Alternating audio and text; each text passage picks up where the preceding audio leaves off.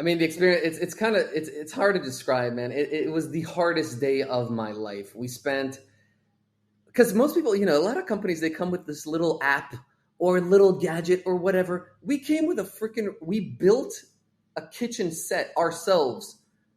My team and I built the whole set. We've never done it before. We had to ship all of our equipment and Chefee to Los Angeles, stayed in our investor's home, built it in his backyard. It was wild.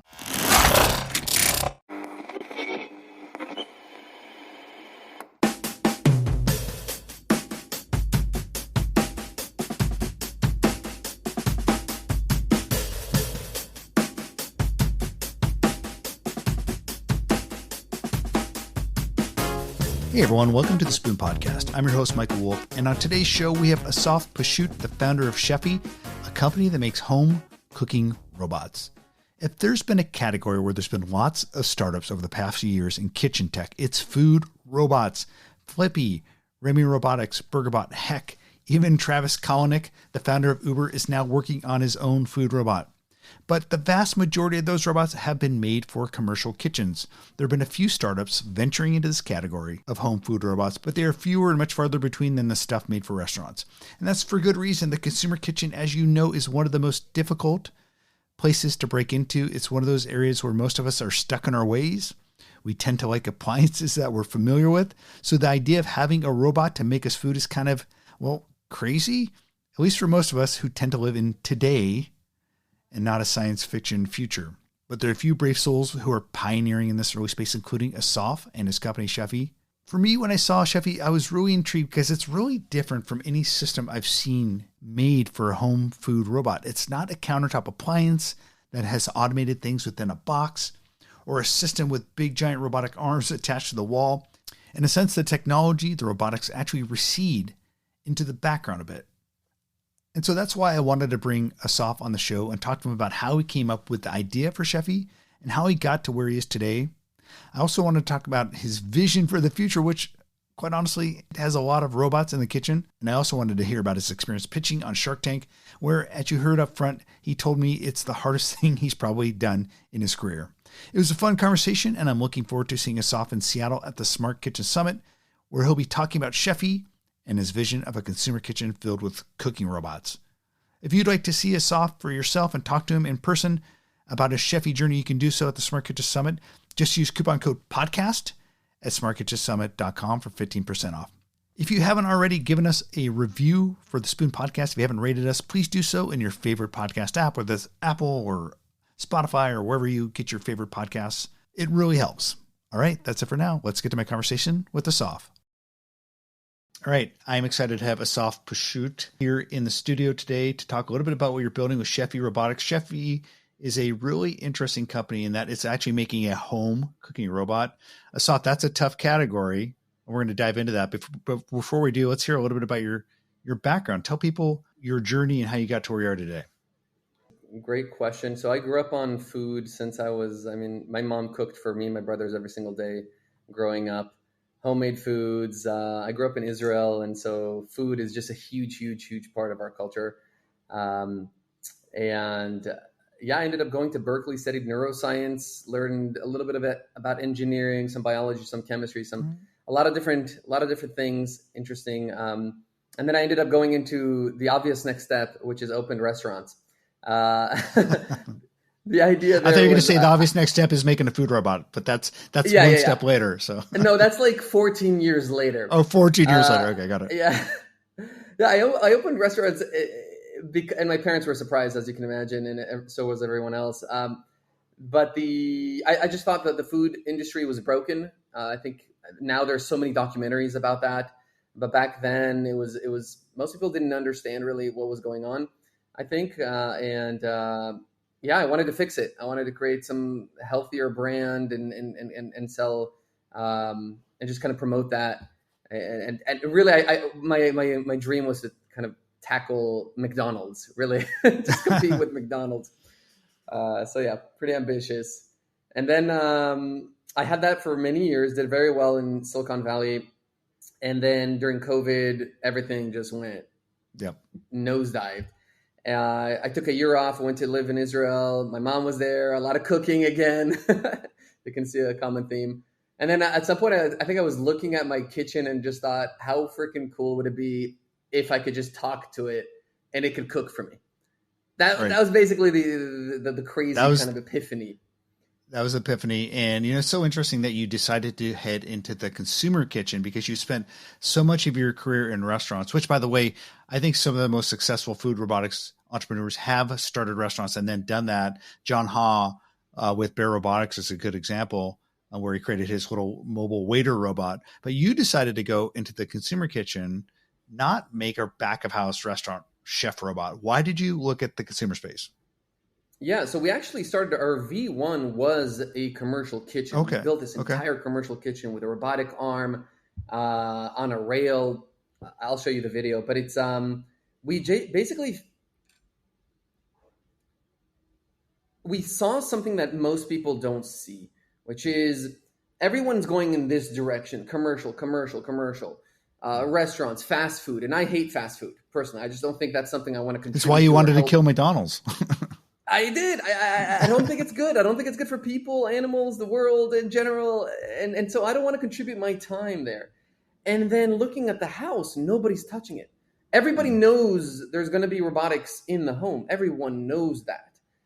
But no one touched that space. So, and it's a hard space. You're right. It's at what price point you come in and consumer, and there's so many different segments of consumers.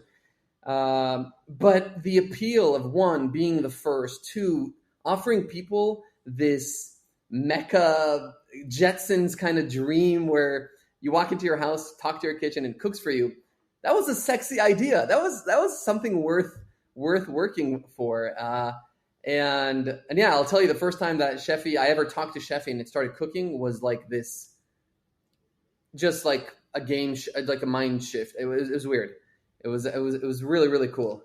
And that's kind of when we knew that this is happening. This is real. You guys, no one's broken into this space because it is, like you said, difficult. There have been some early attempts, like Molly, I think back in 2015 started. There's been, the last couple of years, a lot of countertop folks building essentially some level of automation within a self-contained countertop appliance. Yours is different than what I've seen out there in that it's not this big robotic arm. It's not something that fits on the countertop. It looks like maybe some of the kind of robotic make lines I've seen in a sense for the commercial space, but not quite because it does fit into a countertop, a consumer basically granite countertop or whatever. It's embedded essentially into the kitchen. Talk a little bit about that. Like why you decided to do what you do with your design. Yeah, I mean, like I said, we started with a big robotic arm, right? And I spent hundreds and hundreds of hours with it. And one, they're expensive. Two, they're difficult to maintain. Three, they're dangerous. This thing, the first time we turned it on, and we got it from China, and their safety setting was like the lowest possible safety. Yeah. So it started grinding itself into the table on which it was. Oh my gosh. Yeah, that's dangerous stuff, man. Yeah, and you don't want that in your house with your kids and no. And so, and then, but beyond that, the idea is that I think technology shouldn't be in our face. It should be hidden, embedded in our walls, kind of like electricity. We have it. It's the best thing ever. We don't even realize it because it's just in the walls, right? And then we use it when we want to use it. It's very on trend, by the way. We're seeing that in the space. Like a lot of big appliance brands are saying, think about this idea, essentially the invisible kitchen, essentially where technology recedes into the background. You thought about it, but within a robotic context. Correct. Right. So instead of throwing some big thing at you, it's more like, no, we'll blend into your existing kitchen design, which people really, really spend a lot of time and thought into their kitchen designs. So we want to blend in. When will I be able to buy this? When can I go out and say, hey, Chefee, come in, install this? And what does that involve? Does this involve like a couple folks showing up and installing it and kind of tearing apart my kitchen a little bit? No. So not exactly. So first of all, we're already taking paid reservations. So there's a bunch of people that already paid $250 to reserve their Chefee. Late next month, we're going to be showcasing our Beta 2 model, which is basically what your Chefee would look like. Stainless steel, so forth, the beautiful kind of vision. And at that point, we'll be taking deposits. So 50% down, 50% upon delivery. And when Chefee arrives at your door, yeah, we install it. But here's the beauty. It doesn't require any permanent damage to your kitchen. Okay. So the way we do it is we just remove the doors from your upper kitchen cabinet. That's like 4 screws. And we slide Chefee in. And that's it. Basically, within 2 hours, the whole installation takes 2 hours, and you have now an autonomous kitchen in your house. So that's amazing. All right, and we can put some pictures of it in the post we write about this so people can get it. And I also think there's a few demos of it online. I do want to talk to you about what everybody probably asks you about now when you see them at parties is, okay, what was it like going on Shark Tank? Obviously, going in front of the sharks is like a once-in-a-lifetime experience. I know that some of them are notably robotics skeptical, Mark Cuban probably being the most. So tell us a little bit about that experience going on there and what happened. I mean, the experience, it's hard to describe, man. It was the hardest day of my life. We spent, because most people, a lot of companies, they come with this little app or little gadget or whatever. We came with we built a kitchen set ourselves. Yeah. My team and I built the whole set. We've never done it before. We had to ship all of our equipment and Chefee to Los Angeles, stayed in our investor's home, built it in his backyard. It was wild. Spent That's 2 crazy. Months practicing the pitch over and over. We have a bunch of videos we're going to release where I'm like doing push-ups and reciting the pitch. My friend is like That's kicking amazing. Me and slapping me in the face, literally, to get ready for the pressure. Shark Tank boot camp. Shark Tank boot camp. Seriously, yeah. Well, he went to the Israeli army, so he was. He's like, we're gonna do this. This is how we're gonna do it. Okay, the moment itself. I mean, it was so stressful. I mean, so many things could have gone wrong. So many things. We had to ship it from one. We have to move it from one set to another, and then once we were there, they tell you only have one shot. It's the Eminem song, right? You got one shot. Don't blow it. And then what if the Wi-Fi or the Bluetooth doesn't work? And everything worked smooth. The sharks are really, really nice. I think Mark was apparently he was in a bad mood because someone before us pitched and pissed him off. I don't know what happened. But he was I think he was kind of in disbelief that we could have built something like this that's actually has some IP in it without spending millions of dollars, which is most companies do. And I get it. I mean, I come from a restaurant industry. Who am I? I'm, to him, I'm just like a restaurateur. I'm not an engineer. But yeah, we've been able to do it. So. Yeah. I mean, he probably saw, if you look at the track record, right? Like the Zooms of the world spent hundreds of millions of dollars from SoftBank, and you've seen others raise, tons of money to build these things. Tons of money. And they burn it. They burn it. They burn through it. Yeah. So they have, lots of stacks of management to kind of burn through all that. Obviously, it takes a lot of money to get great robotics engineers, and you guys are able to do it affordably. So you ultimately did get I think you got a deal with Kevin O'Leary. Talk about that. With Kevin. Yeah. Yeah. I mean, at the end of the day, he saw what we saw, which is there's a high-end market. So we're starting at a high end, right? At the high end as a high-end product. Obviously, our goal is to be in millions and millions of homes, and that's what's going to happen. But we're going to start like this because we don't want to have thousands of orders right off the bat. We're not going to be able to deliver, and we're going to have recalls, and it's a common mistake. It's a Tesla strategy. It's the early Tesla strategy, right? Exactly. It's let's go like this. Let's go slow and steady, and actually pay attention to each customer, and then as we ramp up production, then lower the prices and so forth. And frankly, there are people lining up to have a Chefee at this price point with no problem. And so, I mean, we're actually very, very, very reasonable relative to, let's say, Moly, for example, or even just high-end premium appliances in the home. People are spending $50,000 on a range hood. Okay, they're spending $100,000 sometimes on these crazy, La Cornu and Wolf Sub-Zeros. Yeah. What does this future channel look like? So one of the things I'm trying to conceptualize and think a lot about, and we look 10 years in the future is, hey, I want this cool cooking robot. Maybe I can't cook, or maybe maybe I'm getting older and it's just harder for me. how do I get this thing in the kitchen? So is it a matter of like saying, hey, there's like a home system integrator for food robotics? Is it like there's an appliance, like maybe a GE or Whirlpool ultimately acquires Chefee or builds a competing line, or you become like the next Whirlpool, and then someone buys this?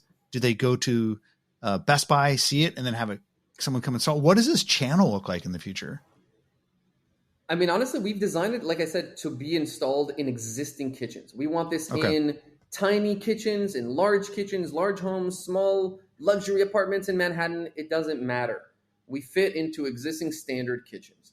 Where it's going to go, I don't know. I think Chefee can maintain a very high. I don't want the quality of the product to go down. That's important to me. Okay. I don't want this right now. It's all U.S. made. It's all made here, and that quality is super important. Whether it's going to be available at Home Depots or Best Buys in the future, that's time will tell, I guess, over many years, I would say. But yeah, I mean, ultimately, it's probably going to be built in, kind of like standard ovens and microwaves and fridges that you have in every kitchen. You walk into somebody's home in 15 years, if they don't have a Chefee, it's like they're in the Stone Age. Like, what are you doing? What's going on? You don't have a smartphone? You know, it's kind of like that. That's how I see it. Yeah, people walk into like a modern high-end kitchen today, they see Wolf Appliances, or they see, Gen Air or whatever, say, oh, you think that new status symbol 15 years from now, like, oh, he has a Chefee. Is that what we're talking about? Yeah, I mean, I think it's going to be ubiquitous. I mean, it just doesn't make sense that it doesn't. I mean, like I said, you have to experience it to kind of feel. When we started cooking with Chefee, then I go to my mom's house and there's like pans and pots and all these things and like a mess in the kitchen. I'm like, I don't know, my mind is just shifted. Like, this is the old way, now is the new way. Obviously, there's a nice hybrid middle ground there where you can still cook. It's not like you have to give Chefee every single meal to do. Cooking is fun. I love cooking. It's just that I don't have time every single day to do it in a good way, in a high quality way. You said you started at the high end, and as you guys grow, I mean, obviously this is your first product out there. You're taking orders. If we look a couple years down the line, 5 years down the line, is there going to be a range? Like maybe at some point you have a countertop thing that people just buy and just plop down or take with them. What does that look like? Possible. Look, a lot of things are possible. We want to make sure we're, one, not widening the number of products that we, spreading ourselves thin, right? Once you spread yourself thin, the quality goes down.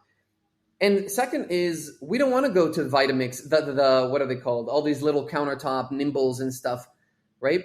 We want to stay, the value proposition of Chefee is it's restocked once a week and you walk away. You go to the gym, you go to the office, you go hang out with your kids, you go watch Netflix. That's it, once a week. As soon as you dumb it down and you bring it down the volume and so forth, and now it's just a countertop, then again, you have to restock every single meal. You have to think a lot more about every single thing, which is, it defeats the purpose. So, yeah. That's great. Hey, well, Asaf, I'm looking forward to hearing you and connecting with you in Seattle in June at the Smart Kitchen Summit. And where can people find out more about what you're doing? At Chefee.com? Chefee.com. Yeah. We're on Instagram. That's easy. We're on Facebook. We're online. And for those of you just listening, it's CHEFEE.com, right? Yeah. There you go. He's got the t-shirt on. All right, man. Way to represent. Awesome, all right. Thanks, man. Thank you. Well, all right. That's my conversation with Asaf Pashut of Chefee. What do you think? Are you ready for a home food robot to be built into your countertops to cook food for you? It seems like a pretty cool system. And like I said, from what I've seen, it looks different from anything I've seen out there in terms of concepts. And so I'm excited to see where this goes. Asaf's journey definitely is an interesting one. It'll be fun to watch him build it out and see the product come out and see how everyone likes it. So I'm looking forward to catching up with him in Seattle at SKS. If you'd like to join us, head to smartkitchensummit.com and get a ticket. We'd love to see you. All right, folks, that's it for now. We'll talk to you next week.